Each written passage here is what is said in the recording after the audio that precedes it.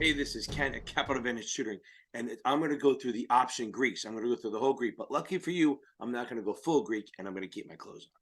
This video will give you a basic understanding of all the different Greeks between like delta, theta, vega, gamma, all that stuff. All the stuff, a basic understanding of how to handle this when you have a conversation. It's not going to help you trade options, but it'll give you a nice base understanding if you go all the way to the end. So if you're coming here from studying for the 66 or the 7 or the Series 65, you're going to see some common things that you didn't know had a Greek term for it. And that's going to be interesting. It's worth watching. So the first thing we're going to talk about is delta force. Delta is how much, and I'll show an example, how much an option moves for every dollar that the underlying asset moves. So again, delta is how much the option price will move for every dollar that the underlying asset will move. That's very easy. It sounds confusing when people talk about it, but it's very easy. Let's go. Okay, so delta is how much an options premium will move for every dollar the stock moves. Okay, so if you have a delta of 40, it's really 0.4, but we say 40. Your delta of 30, it's really 0.3. So let me put that in there to make it clear that a delta of 40 is really a delta of 0.4. So what that's saying is that for every dollar that the stock moves, the premium will move 40 cents. That's what a delta of 40 means. So easily done is that if you have an XYX, with a delta of 40, XYS is a 45, it goes to 46. That means our premium will move up by 40 cents of that. So then we will move up to 240. It's that simple. That's delta. Delta is literally just how much the premium of an option will move based on the movement of the stock, based on a dollar movement on the stock. Now we have negative delta. That would be for a put.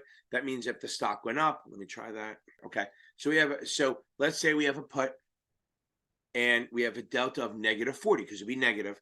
For every dollar that the stock went up, so say we went from 55 to 56, this would go down by 40 cents because it's getting away from being in the money. So that's why it's opposite. Remember, so a negative delta is when the stock goes up, then the put goes down.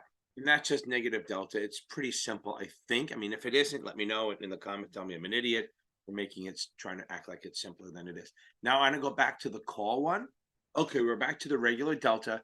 Now, as the stock rises, it gets closer to the strike price, which means closer to in the money. The delta will move. The amount of this, we know the premium moves based on the delta, but the actual delta will rise. It'll get higher and higher because we're getting closer to in the money. Remember, the closer something is in the money, the more the option premium will move. So eventually, once the stock goes in the money, which is above the strike price, in this case, it'll have 100 delta, which means it'll move with it. But the question is, how much does the delta move for every dollar that the stock moves? Well, that's called gamma. Okay, so now how do we measure how much the delta will move? Well, the gamma is how much the delta will change for every dollar move in the stock. So again, so here I put down gamma of 0.05. That means for every dollar that the stock moves up. Now, these numbers are wrong because if it got that closer to go to 100, but for every dollar that the XYX goes up, the delta will go up by 0.05. So let's say the XYX went up to 46. So I'm using easy numbers so I can handle that. This will go up to 45. And if it went, and that's what happens. And then if this went to 47, this would go to 50. That's how it would go. Now that's why it'd be wrong because I'd have to get to 100 by 50. But that's how gamma works. Again, so delta is how much the premium will change for every dollar move in the stock. Gamma is how much the delta will move for every dollar move in the stock. And you have to use all these things if you're actually going to trade options. But again, I'm going to put the link for the book, The Options as a Strategic Investment. It was a classic. It was a classic when I was in the 90s and early 90s, which is Hammer and Stone on that Options as a Strategic Investment will teach you all this stuff if you really want to learn this. This is literally so that when somebody talks about it in a passing moment, you can go, oh, I know what that is. Not like you can do. Okay, the next one, so we have delta, we have gamma, we have theta. Theta, theta, bo beta, me, my, mo, beta, theta. Okay, I don't know why I did that. But theta is how much the premium will decay over time. So if the stock doesn't move, remember, time value is a thing, and this is what we're talking about. Time value is how much the option is worth given a certain amount of time. So let's say it's November right now. I bought a March call. That's November, December, January, March. I missed February. I hate February. November, December, January, February, March. So that's 5 months of time for something to happen.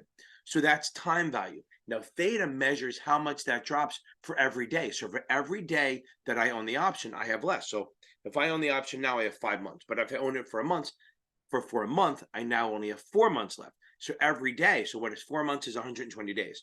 So at the end of December, I have 120 days, and then 119, and then 117, and 15, 14, all the way down until it expires. So theta will measure how much that premium will drop each day if the stock doesn't move. Remember, stock moving affects the premium, but let's say it doesn't move at all. Theta will measure how much that will lose every single day. That's what theta is. So this is important. So like I buy options like 2-3 weeks out, right?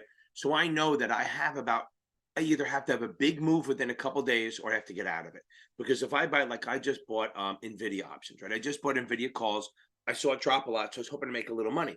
And what happens is if the stock doesn't pop within a few days, then what happens is I start losing, my premium starts dropping because every day I get closer to the expiration date when the option's no longer any good, I'm losing value. There's less time. So right now I buy the December 20 calls, it's end of November, 11/29, right? So if I buy 2 o'clock in the morning, if I buy December 29 calls, I think I bought, I have 29 days for something good to happen. But every day that I own it, there's less chance. So this is what theta is doing, measuring how much it'll drop each day. So I have to use that in my math and go, okay, at some point I just got to cut and run, right?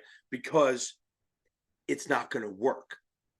Even if it moves, it'll be so far out of the money that even if the stock popped, it's too late. So I have to measure that. Usually when I buy an option like this, I hold it for like a day or two and then get out of it, because if it either happens or it doesn't, and the longer I hold it, I keep losing money because the premium will drop every day.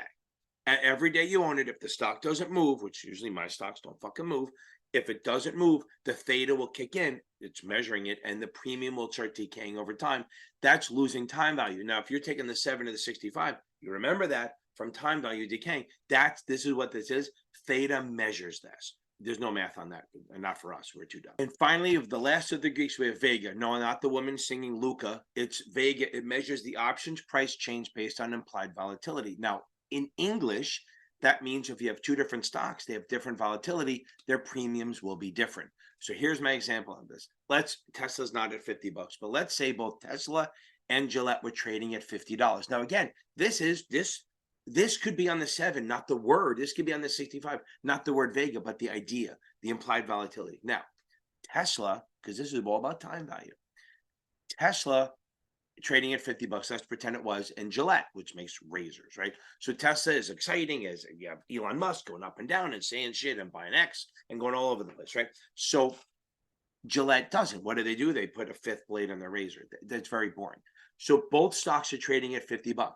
So Vega measures the implied volatility. Oh my God, I can't speak.